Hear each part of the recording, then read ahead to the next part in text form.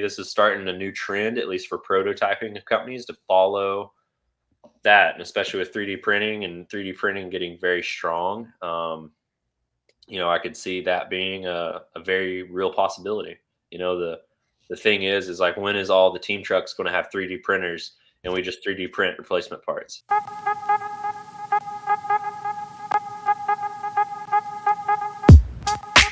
All right, Josh. All right, well, thanks for coming back on. I'm currently out of town, so I got these headphones I had to buy. But uh, so yeah, so we Lenzerheide was the last race, and right before we talked, what do you think as a American fan of downhill? What's the biggest takeaway?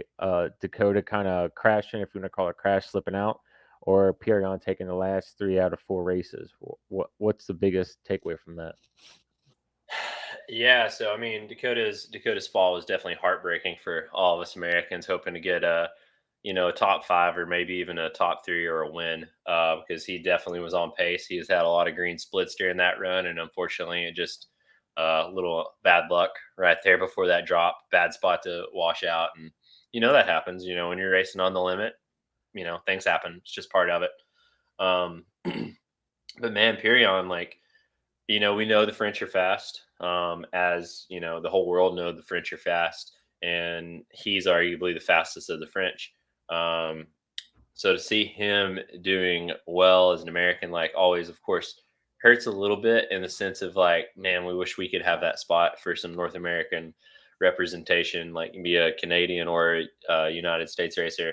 But you can't discredit the guy when he's on. He's on. And he's fast right now. He didn't have as great of a year as he wanted to last year, and he's pulling out all the stops this year. Um, it's a good run so far. Knock on wood, as long as he like stays up, I think he's going to be hard to beat the rest of the season, just with the momentum he has now halfway through. Um, and I think it's going to, pull a lot of people to push their best, just because they've seen how fast and how consistent he is. I mean, he also won Lenzerheide over Finn, who had a great run and had like style doing it. Like, he looked really good out there, really comfortable on his new bike. And he got Finn by almost a second and a half, when Yeah, like the then second through 10th place was only about a second and a half gap between second to 10th. So, he put 3+ seconds on 10th place and 1.5 ish seconds on second place. That's big. Like that, you're kind of proving a point. You're not just winning at that point. You're proving that you're the toughest dude on the course right now. So I think with Piron racing like that, I think it's going to up the ante for this weekend in Andora, and then in Snowshoe, Mount St. On, and everywhere past that. I think it's going to be some good racing. yeah. We'll get into Andorra in a minute, but uh, we'll talk about what Kamasal and Andorra, how close all that is. Yeah. So yeah, I didn't think Finn's line, his time was going to hold as long as it did, because he didn't qualify the greatest. I don't have it in front of me, but his time was holding, because that bottom half of that track was he was flying. Yeah. Yeah. Man, he had a great run. He had a great run.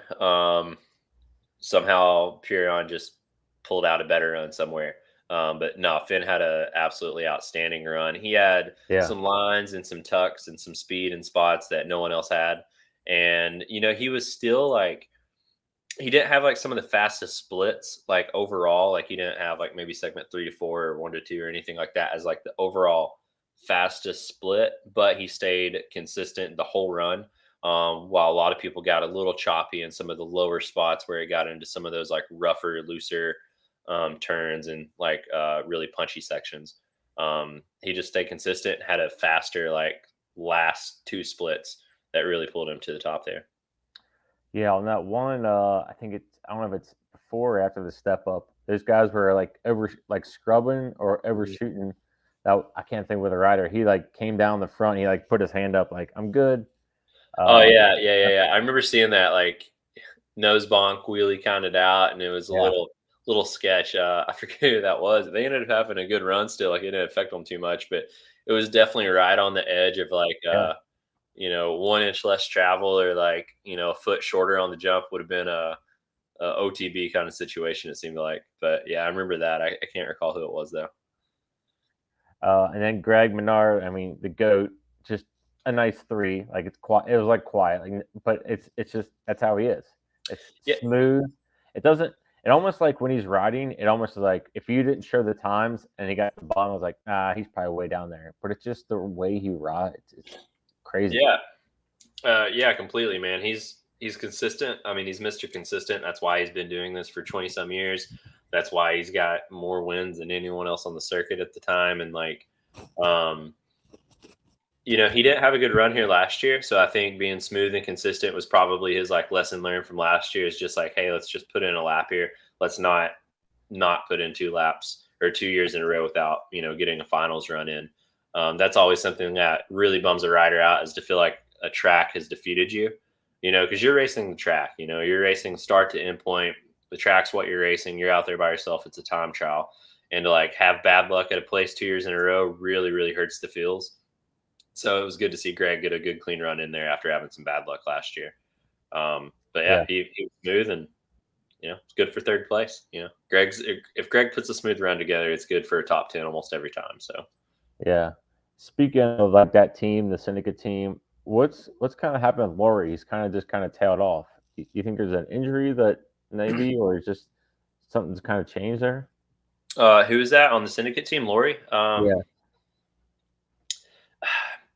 Yeah, I would say the Leo gang crash that was off camera that happened up at the top somewhere. yeah, I would say maybe that's got under his nerves a little bit, because he was like, everyone was so hyped for Laurie. Like everyone's a fan of Laurie. He's a pretty likable person. He's got some like style to him.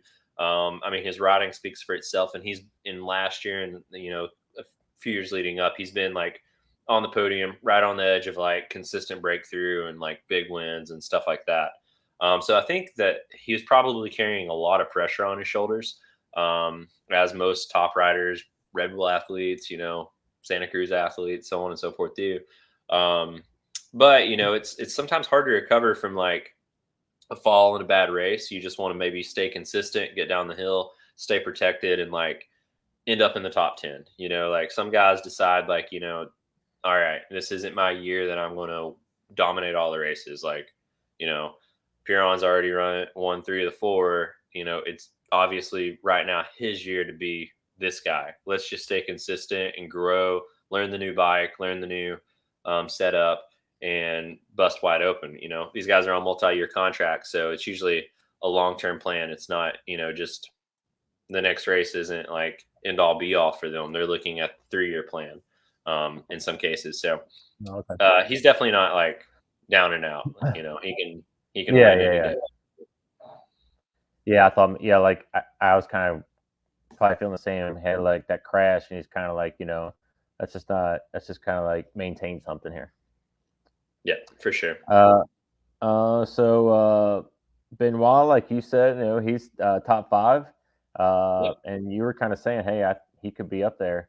Not bad at all. Yeah, I mean Benoit's got he had the number 4 plate last weekend.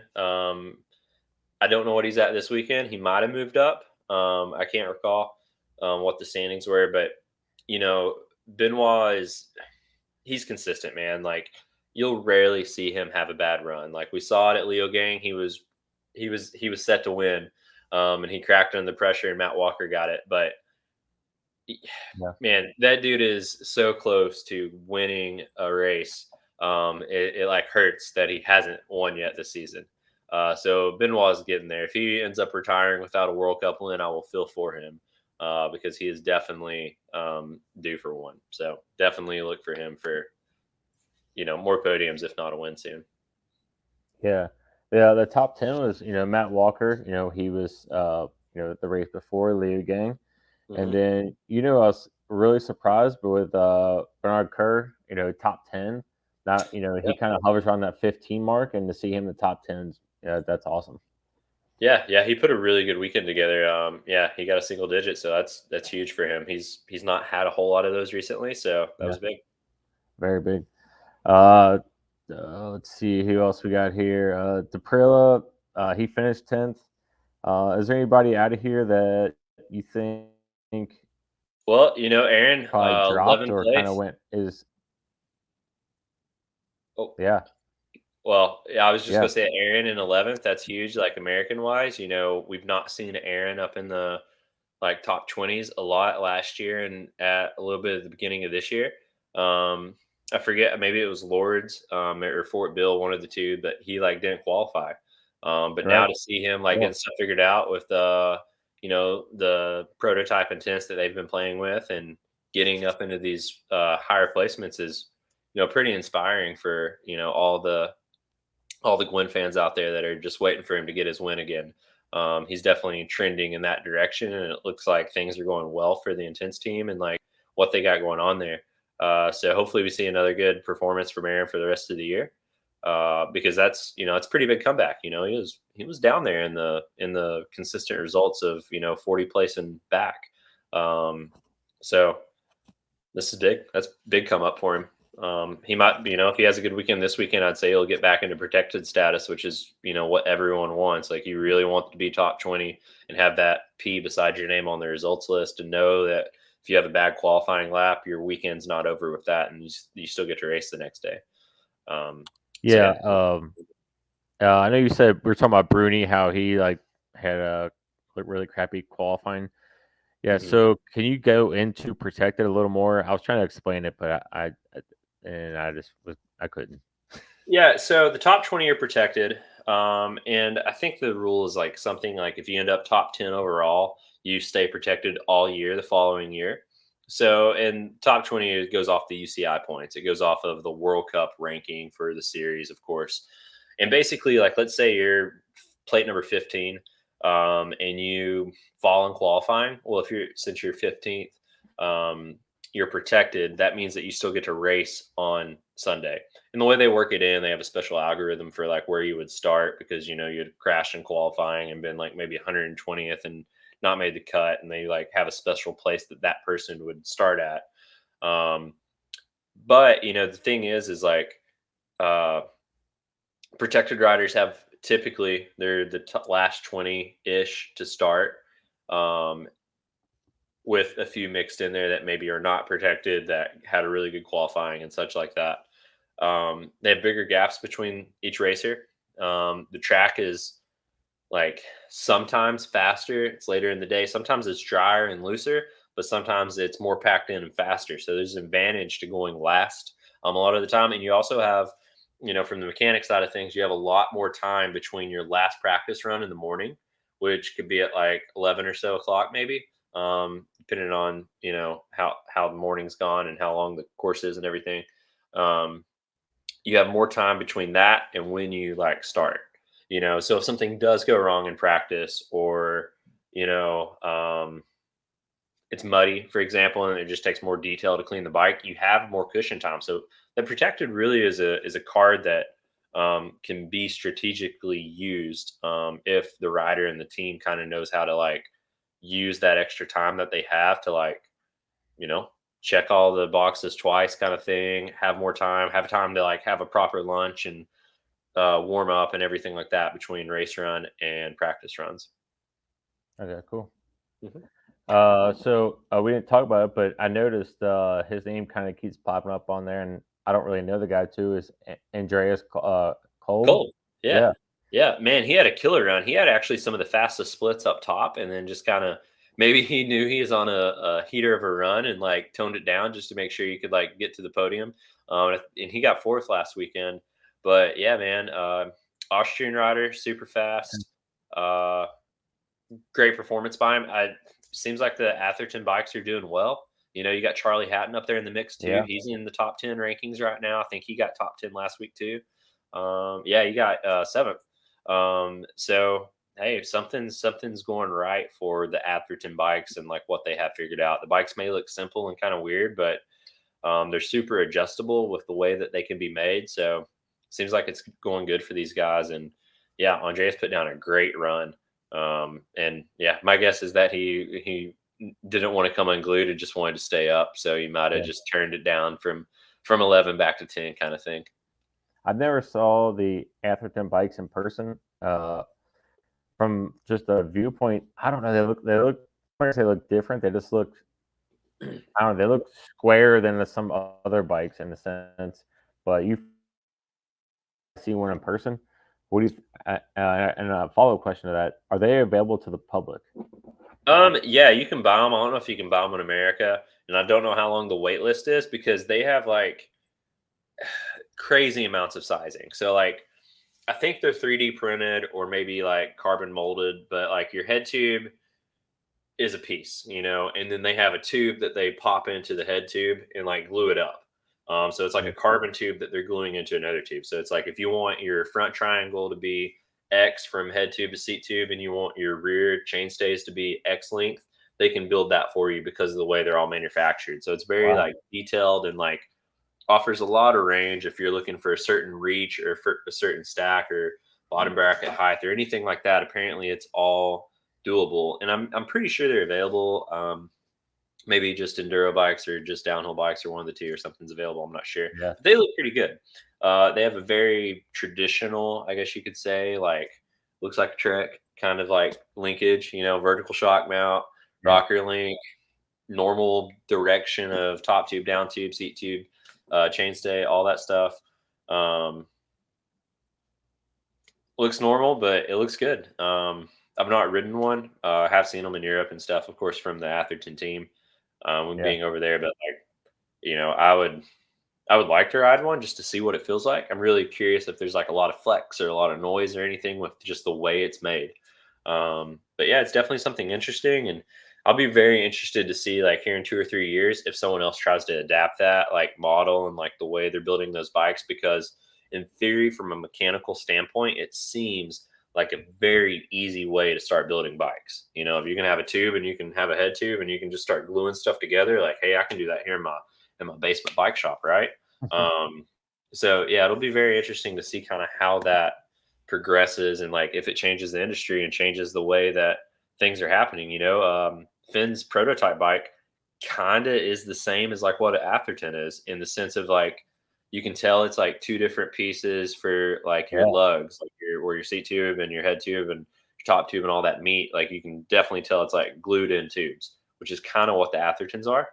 Um, so maybe this is starting a new trend, at least for prototyping companies, to follow that, and especially with 3D printing and 3D printing getting very strong. I could see that being a very real possibility. The thing is like when is all the team trucks going to have 3D printers and we just 3D print replacement parts? That's the question. And Yeah. uh, someone does have that, for small parts, and they can do that. Um, Really? yeah, can't say who, but yeah. Yeah. Yeah. Yeah. So yeah. Wow. Wow, it's the Formula One of mountain biking. It's getting there, so it's pretty cool. And another thing, going back to a little bit, Aaron and Intense. So I know he's owner, or like not a full owner, but he's got a percentage in it. So like, how far is he, or whatever, all the R&D? Are they just taking whatever he is, basically him and Dakota? That's it, just kind of like feeding up to him.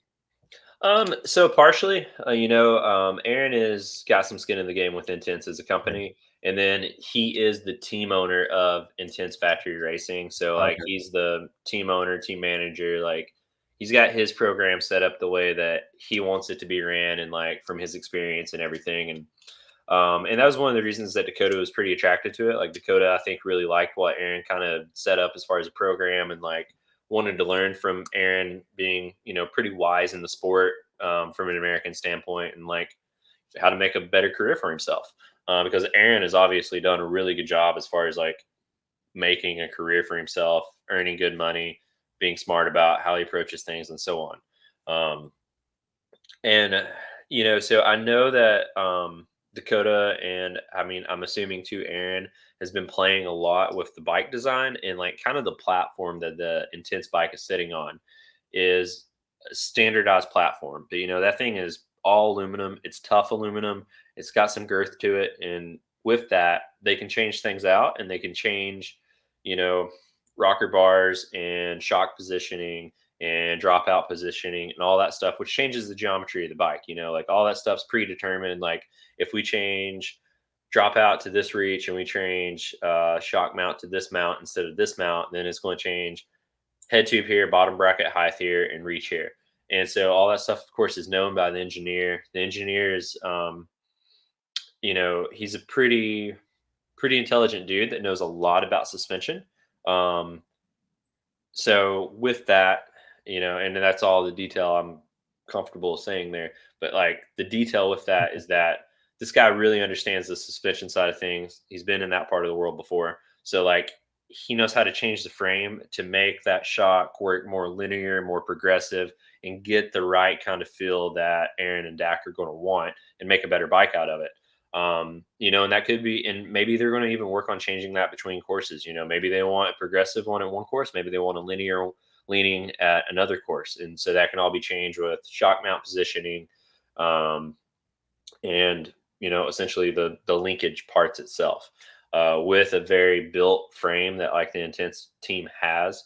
It's not as simple as like tapping a screw bolt, threads into and just screwing a bolt in and being done and saying send it down the hill. But it's not like carbon prototyping to where it's molds and it's you got to make everything twice when you make it out of carbon. You only got to make it once when it's like strong aluminum, right? So Yeah. I think they're figuring it out. I mean, man, we've seen them get Yeah. faster this year. We've seen Aaron improve a lot over last year. This new bike seems to be working, honestly. So it's exciting, especially for people who are classic American downhill fans that have always like seen Intense as like one of the best brands out there because made American downhill bikes and like so much legendary like stuff with them, to like get back to the roots of like all the prototyping and testing and being a factory race team that like builds a bike that then goes to the consumer, and like seeing them do well on it and all that stuff. It's very nostalgic for people that appreciate that. Uh, do you, I love the relationship of those two. And I don't know if I should put it this way, but it almost kind of seems like Aaron's kind of taking this big brother approach to Dak in a good way, nothing. So I like the chemistry those two guys are having. Yeah, they're very different people. You know, Dak's a little bit like looser and a little bit more slap happy than Aaron is for sure. But I think that yin yang like probably helps them both. Dakota keeps things like loose and fun probably around Aaron, and Aaron keeps like the big brother approach of like, hey, behave yourself, Dakota, kind of like balance there. But I Yeah, think they both respect each other too, like on yeah, the top level, because Dakota definitely respects Aaron for all he's done, like in the sport. Um, just consistent wins and how he's ran teams and how he like just presents himself as a person. You're not going to hear about like an Aaron Gwynn scandal and like him like doing something dumb and like trying to flip a truck in the parking lot or something like that after a race. He's not that kind of guy. He's a very solid mentor like person. So Dakota definitely respects him from that direction. But I think Aaron probably equally respects Dakota for being like this young dude that come to the sport like a little late, kind of like Aaron did. Has a moto background and shreds on the moto, but has a little bit more like heavy metal, like looseness to him that he didn't have, but can still put together and train. And like, 'cause, I mean, both of those guys are some of the hardest working guys on the circuit. Um, Aaron is just an animal when it comes to fitness and gym and everything. And a lot of people don't know it, and a lot of people maybe don't see it. But I mean, Dakota works hard. He works a lot harder than many people on the circuit. I'm not going to say everyone, but he yeah, works yeah. very, very hard compared to most. Um, so yeah, it's a good thing. They definitely have a good thing going there. I think I think there's more good to come for both of them Uh, because of that too. a little side note: if anybody wants to see Dakota, Jeff Emig, and Josh Hansen, they teach them how to ride a soupy track out in California. Go check that out. That's pretty cool. Oh yeah, yeah, yeah. Um, The yeah. so let's see. Troy Rosin 20th, Daniel Hart 12th. You know, Daniel Hart was top 5 the last week. Maybe it's just not the track for him. Like we've talked about multiple times. You know, one track. I mean, just because he has one track's not fitting, Andorra could be complete opposite, and these guys could be top five. So it's hard to justify what's going on there for just one race. Hmm. You like, but then again, you got Piron, who's top three every race. So, yeah. So just some big hitters that are kind of down in the shuffle a little bit. And then Hmm. Bruni did end up racing, and he got 23rd. He was kind of last minute there. I mean, I'm sure he'll take Hmm. that from how he's feeling. Yeah, yeah, he is probably racing at 70% or something like that. Probably just staying up, being safe about Yeah, things, being smart, getting down the hill. yeah. All right, so we go to the women's, and Miriam Nicole put on a heater. Yeah. She was full throttle. I didn't. Well, I think she won like by like 7 seconds or something. Let me see here. 4 seconds. Four. Or yeah, 4.5 roughly. Yeah, But then but I mean, Camille also had like 4 seconds into third place. So yeah, Miriam had 8 seconds into third place. So that's a heater of a run. I mean, this is tight racing on this course. So they definitely had some space there for sure. yeah. I think Miriam she needed that. She needed that win, or Camille was gonna. It was just gonna push her lead even further. I think she kind of knew that. She's like, I got to go. Yeah, yeah, absolutely. I think Miriam does good with some like fuel on the fire to play catch up. Hmm. But I think she doesn't handle the same pressure when she's like the one to be beat. Like I think she's good at like the cat and mouse, and she's like the one coming up from behind. But I think when she's the one that's getting caught, is when you see her crack under pressure, maybe have some bobbles and just not put down the run that she's capable of. But I think it's like I gotta go beat her. I think you see Mira perform her best when she's in second place, typically. Yeah. So yeah, I definitely think this was that weekend for that. So we'll see how good the Commensal team does this weekend. I'm expecting maybe 2 wins for Commensal again this coming weekend. So Yeah, Valhalla, she was fifth. Rachel Atherton came back sixth, so really good for her. yeah, I mean, how many years was she off? 2 years, 3 years? yeah, a couple of years at least. Yeah, and then we Yeah, had it's been two or COVID, three. so Yeah, so yeah, yeah, pretty good sixth place. comeback for her for sure. Do you think some of those girls are like, "Oh man, she's coming back," or do you think? I mean, I know some of them welcome them. Do you think some of them are like, "Oh, here we go. I was doing so well." Yeah. Oh, I mean, if you got 7th through 15th, you're like, dang it, Rachel. I Yeah, guess if you're first and through fifth, you were good. But if you're 7th through 15th, you're, bummered, yeah, because of it. But, you can't be upset about Rachel. And, uh, she's just such a legacy rider. She's one of the most infamous downhill racers of all time, especially in the women's field. So you can't be upset with how she how good she's doing after a while off. And just I mean, she's kind of seems like a little emotional in a couple of the interviews too, like not knowing if she like could come back, or like where she's going to be at or anything like that. So I think it's very humbling for everyone in the sport, probably pretty inspirational to a few of the girls in case it's like you know have an injury, take 6 months or a year off because of that injury, you can still come back and compete with them and stuff like that. So it's always good, I think, to see, people work back into their place in the sport. yeah, for sure. Just look at also like if you, I mean, I know you kind of watch Moto. Ryan Dungy was off 5 years. Now he's riding outdoors, Yeah, killing yeah, it. and killing it. Yeah, yeah, yeah, yeah. All right, so let's go on to Andorra. So the big thing to take away from Andorra is new track because Mhm. Commensal built their headquarters at the other track, basically at the base of it, right? Does that Yeah, sense? pretty much.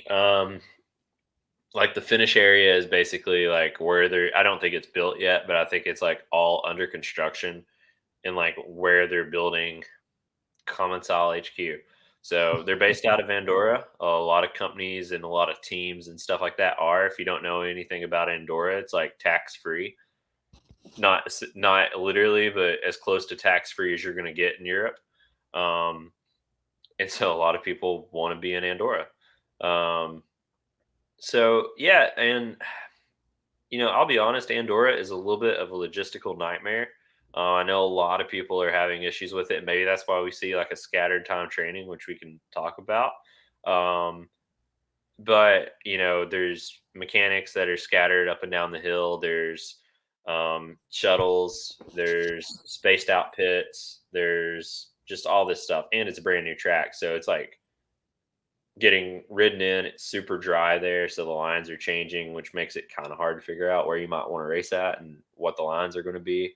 Um, but yeah, Commensal, they sponsor a lot of downhill parks, and they sponsor a lot of like the festivities around a World Cup. Like if the city or the municipality or whatever like allows for banners to be put up on the streets during like the village part of a World Cup and within the UCI and all that stuff, whatever the rules is per the race. You'll see a lot of common style stuff, especially in like the French, and of course, like at this race, the Andorra race, because they try to take over wherever they feel like they have a good spot of doing that branding wise. And Max building his headquarters at the bottom of a World Cup track seems like a very Max thing to do. He he's gonna be extra whenever he has the chance to be extra. So yeah, this course is like a completely different course because it's other side of the mountain essentially because of that. Yeah. Yeah, I saw a couple of videos of that one section. They're like jumping in or rolling in, and one guy went right to the banner, Mhm. and it looked super dry. It looks super dry out there. Yeah, super crazy dry. One of those situations where being protected and having like a 3 minute gap between the rider in front of you is probably going to be a big advantage because um, if there's not a lot of air stirring, a minute gap is sometimes not enough for that dust to clear, especially if it's like heavy sun on like dry dust. Yeah, It's a fog, and it's hard to see. Um, yeah, never thought about that. yeah, so if you're protected, you're probably in a lot better space because of that reason, if that's a consideration, and it could rain and could turn into like a snotty mud fest. I've not looked at the forecast, but Yeah. never know. Yeah. So, anything about this before we get into like what we think or who's going to be where about the track or anything? Well, it looks pretty jumpy. There's a lot of drops and some decent like little booters into like some rough sections. So it could end up benefiting some people who are good at like scrubbing and carrying speed over jumps and BMXer style kind of racing. Um, but it could be completely all that stuff could be washed away from the amount of how dry and how loose it's going to be. The jumping abilities and speed might not matter in comparison to um, you know everything else. So be very interested to see kind of how it shakes out because yeah, I think time training today showed us that there's a lot of riders still figuring out their lines. Yeah, for sure. Uh, where you gonna put? You got to put. I'm gonna put Common Soul at least top three, two Common Soul guys. I think. Yeah, it's the home court advantage, right? So this is kind of their base. They spend a fair amount of time here, from what I understand. I don't know how much time they've spent on this course, but being in an area that is home or feels like home or has support because HQ is down the road, kind of thing, and like that stuff makes a difference for sure. It also may add to a few riders. It may add pressure that wouldn't necessarily be there had they not been at the home court advantage because, of course, if we're, everybody's saying that to them and so on and so forth. So, that could definitely play with their mind a little bit and be like, oh, crap, I got to really do good because this is the home court advantage. I'm supposed to win here. Like they can't beat me. And, that sometimes makes people crack. So we'll definitely see. But, I would, as good as Piron's riding and, with the momentum that Miram had last weekend, uh, they could easily end up in the top three, if not the top spot. Um, I'd be really interested to see how like the adjacent teams like Commensal, Dorval, with like Benoit and Camille, and some of the others like Common Style 100 and stuff like that, and how they do, and if like that energy leads into like consistent performances with those teams, or if it doesn't really make a difference in the long run. That stuff's kind of hard to pinpoint beforehand, and even looking at the results, it's kind of hard to tell if it made a big difference or not. But if we see like 10 common style bikes in the top 15 rides, then we'll definitely know that like there's a home court advantage, and you might see a few other teams building the headquarters at the bottom of a World Cup track after that. Yeah, no doubt. Yeah, for sure. Yeah, that'd be kind of funny. Yeah, and there's definitely probably people who are going to race to say, I'm not, I'm not going to let this comments all, I want to rebel against it, or I'm going to fight. So I'm on the podium against the comments all team. However, everybody's got their different mentalities. Yeah. Um, Yeah. No. Always got to cheer for an underdog, right? I mean, common style, yeah, like, I'm not going to, some people love their bikes. Some people feel they're impartial, and some people hate their bikes, just like any other brand, right? You have that with every company out there.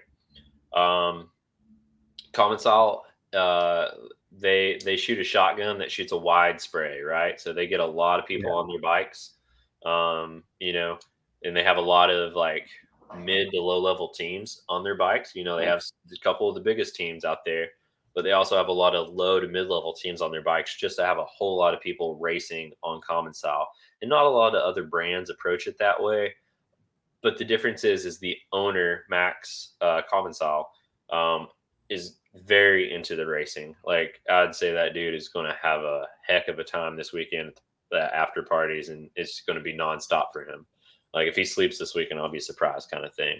Um, because he's just like, I don't know this, but like, it just seems like what matters to him is like being a part of the legacy of downhill racing.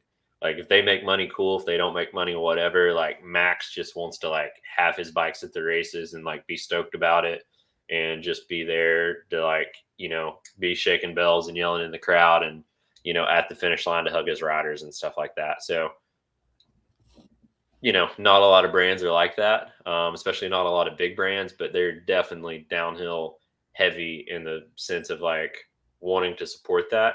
And, hence you see a headquarters pop up at the bottom of a downhill World Cup track. So, yeah, it's different for them. yeah, But, yeah, I definitely feel you on wanting to be like devil's advocate of like, let's kick their butt this weekend. They've done enough this year. Like, let's see some other brands like get up there and do really well for sure. yeah. Is there a place in Colorado? Have you seen that, or where's that located at? I don't think they have a huge operation in Colorado. I think it's kind of a distributorship and maybe a small like showroom, and that's where like some offices for like of course, their operations in America happen. Um, but I do know that they might be planning on building a bigger like expansion like in Colorado. But who knows how far out that is and all that stuff, because I mean, every bike company is always looking at expanding. Yeah, It's years out usually for every company to like expand to a new place or build a bigger place at where they're at already. So that's always the normal. But bike sales are up. That's the thing. Bike sales across the industry are up. Very few companies are struggling, as far as building bikes and getting them sold. So not only Common Style, I mean, every brand that you can think of, I work for YT, and, we're, if you want a YT, you better order it, as soon as possible. If it's, especially one of the more popular bikes, like our Capra and stuff like that. Like, and if you're like a medium, if you're extra, extra large, you're probably a little safer than being like a medium or a large.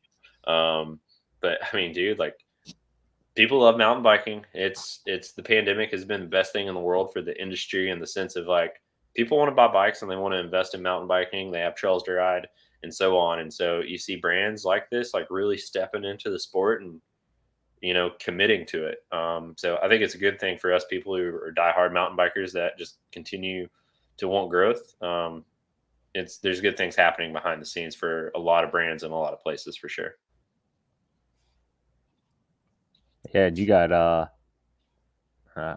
uh, Dylan Stark representing your brand, so that's always a good. That dude's such a Yeah, nice Dylan. guy, man. He was so cool, but yeah, he's Yeah, he's cool. a fun time and insanely talented rider. The stuff he'll throw, like, um, into some of his like Instagram edits and stuff like that. It's just like that's creative, like Yeah, really entertaining stuff, and I'm really excited to see what he does for the rest of the year. I think he's got some big things in store, if all goes according to plan. So yeah, I think it's a big growth year for him, and I think he's getting ready to start some pretty big things going forward. So it's really exciting. definitely a good time to hang out. Definitely a good time uh, if you like hang out with him for sure. Oh yeah, for sure, for sure. Yeah, all right. So, I'm gonna take for the Purion. I'm gonna take. Let me get back here. I think. Um, I'll probably take Purion. I think I have to go to Prella, and then trying to think loose here. Loose. I don't know. I want to give Dakota another shot because I think he wants to get that off that last race off his shoulders. Yeah, yeah, for sure. I definitely have some faith in Dakota because I think all of his moto training that he does will help him in the loose conditions like this. Windrock's not necessarily loose and crazy dusty all the time, but it is pretty marbly Yeah. at times, just the way the clay dries out and, has those little fine rocks that get on top of the packed in part. So I think he'll do decently well with it in the sense of conditions. And, he's got speed. He's ninth today in time training. We do see like some crazy, like, fast people that are kind of far down on the list, like, for example, Benoit was 32nd in time training. Um, Charlie Hatton, 41.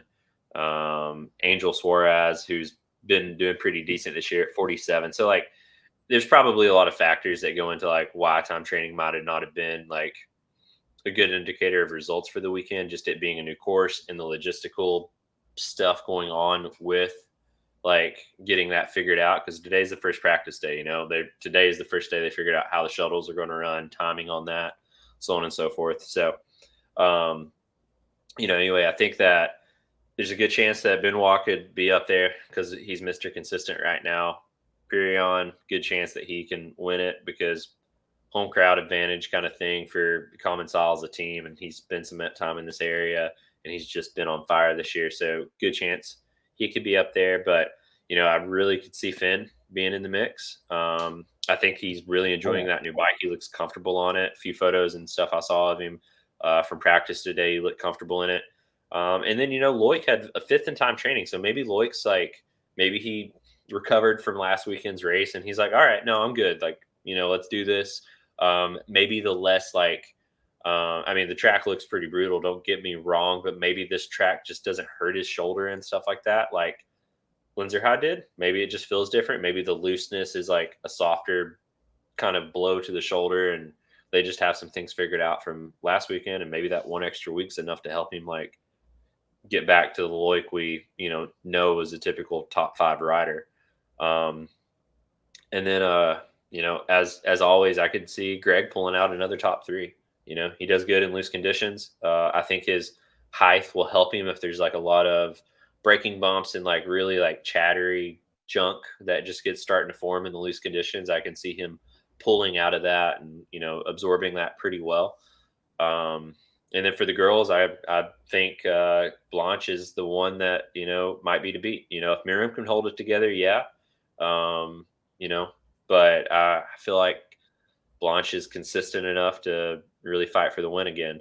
I know that Nina was first in time training, but it was by like 0.044 with Valley Hall, so basically they're the same pace. It's extremely tight time there. Um, so where this track's jumpy, Valley's a pretty good jumper. In the women's field, and considering all that, so we might see her accelerate here if this track does reward fast jumpers. Then we can definitely see her do well here. Um, but yeah, I'll be very interested to see how qualifying goes here in I don't know, like 8 or 10 hours or whatever it will be. So Yeah, yeah.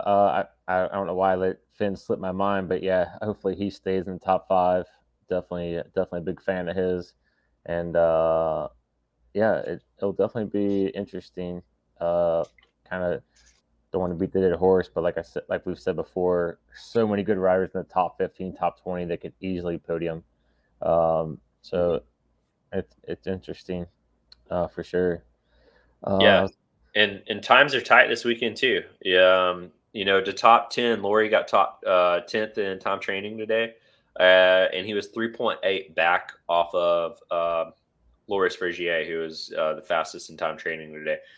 That's pretty tight. That's the same spread roughly, I believe, from last weekend at Lenzerheide for finals. So unless there's like a few outlier, first, second, and third, kind of like 1 and 2 second up for the wins, we could see just as close racing between like second and fifth place. Being like a blink of an eye difference between getting on the podium and or getting second kind of thing. Like sixth to second, is always like the hardest thing to look at. Is like, oh yeah, I could have got second or third if I'd have been a quarter of a second faster. But instead, you're sixth. One step off the podium.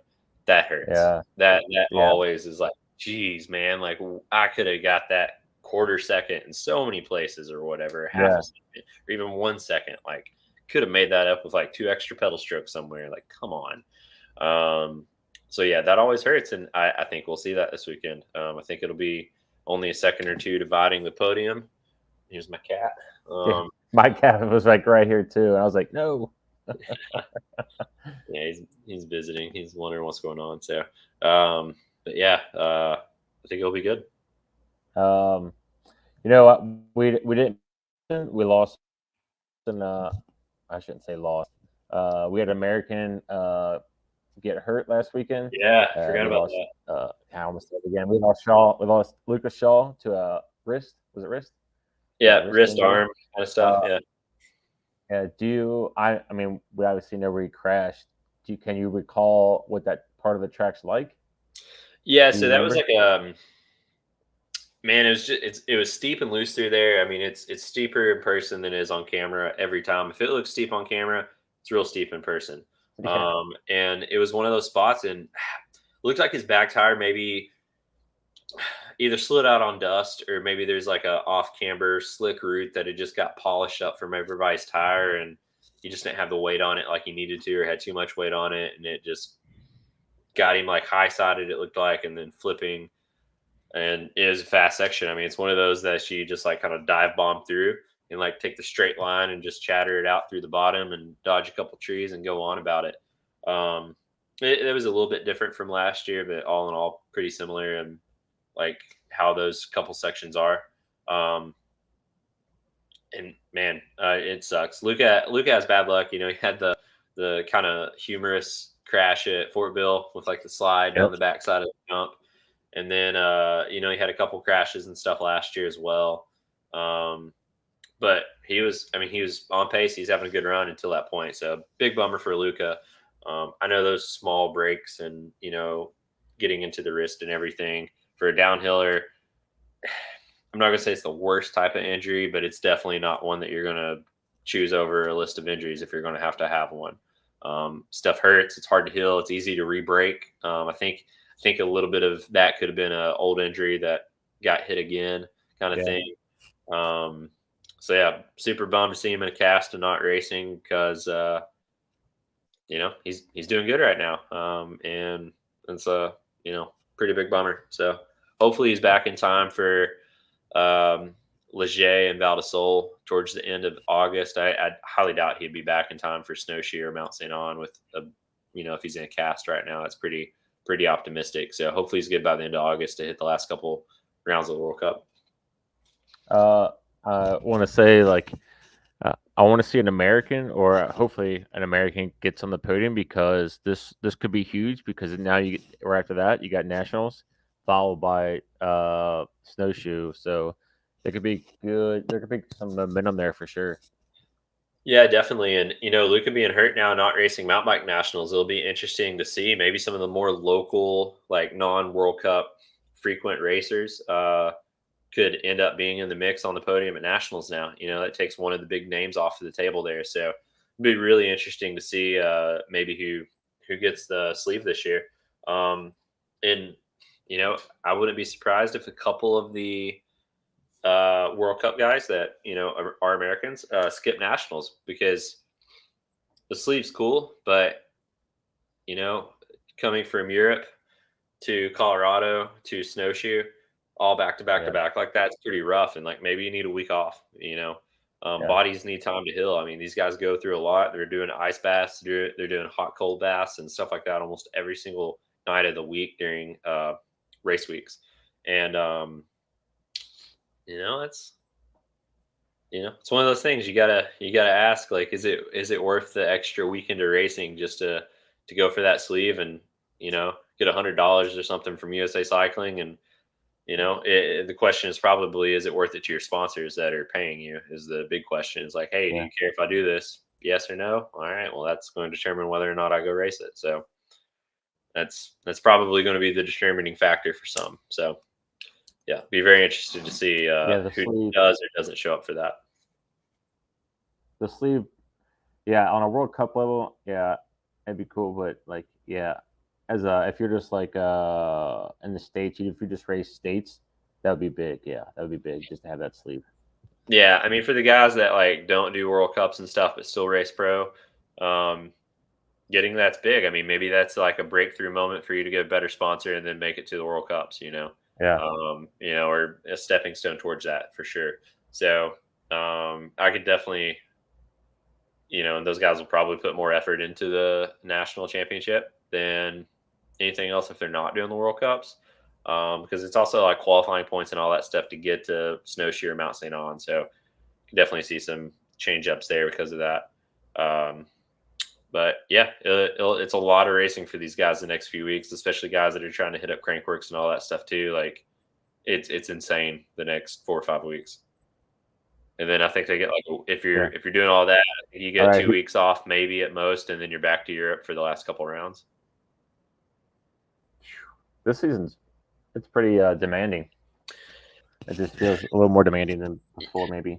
Yeah, it started slow with like the month gaps between the first three races, but since then it's just been back to back to back. Kind of always seems like it's that way. Some guys prefer it that way. They do better when it's just consistent, nonstop. But some guys really like the space between. Kind of just it's all personal preference and stuff like that. But yeah, we could, if a lot of people get hurt this weekend, or at Snowshoe, there's a lot of crashes last year at Snowshoe. Part of that was because it was the last race of the year, and it's not holding anything back. You're going for it. But if that happens this weekend or Snowshoe weekend, for any rider, American, European, whatever, I'll take you out of three races or so, 3 or 4 races for the rest of the season, and that's big. It's all because you don't have enough time to recover, right? So if you get hurt this weekend, and let's say you break your wrist, you're out for Snowshoe, Mount St. On, Leger, and Val di Sole. You're not going to be ready for that stuff probably, unless you're racing in a cast, probably. Um, Yeah, so that's big. So I mean, some of the guys may be considering that. Guys like Matt Walker or Lori or even Danny, who's sitting like top 5 in points. Maybe you race at 90% to stay up and end up top 5 overall, and like hope that Armory blows up and like goes flying through the woods and can't race the last couple of races, and then it makes it easier for you to walk on home with the points. So there's definitely some strategy in like how all these races are going to go. That's for sure. yeah, like yeah, it's getting very interesting for sure. Pretty excited about this season. All right, so who do you have podium, or I'll say, well, who do you think? For the girls, I definitely think it's going to be Camilla, Valley, and Miriam. I think they're gonna. Yeah, I think they're gonna be top 3. Don't know what order. Hopefully Camilla in first because that's who I'll put on my fantasy team. I think, but I think that's top 3. And then for the guy side of things, as bad as I don't want to see Common Sol on top because they've just been doing too much, too good lately.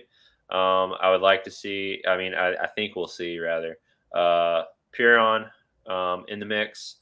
I think we'll see Finn up there again. I think he's feeling really good. And I hope it's an American. I hope it's Dakota also up there. But I'm actually going to say Andreas Kolb. I think that the momentum he has hmm could end him up in the top 3 this weekend. yeah. Does Louis? I'm sorry. Have a? Is he gonna have like Finn's bike, like the little whatever they're like a little special bike this The weekend? prototype?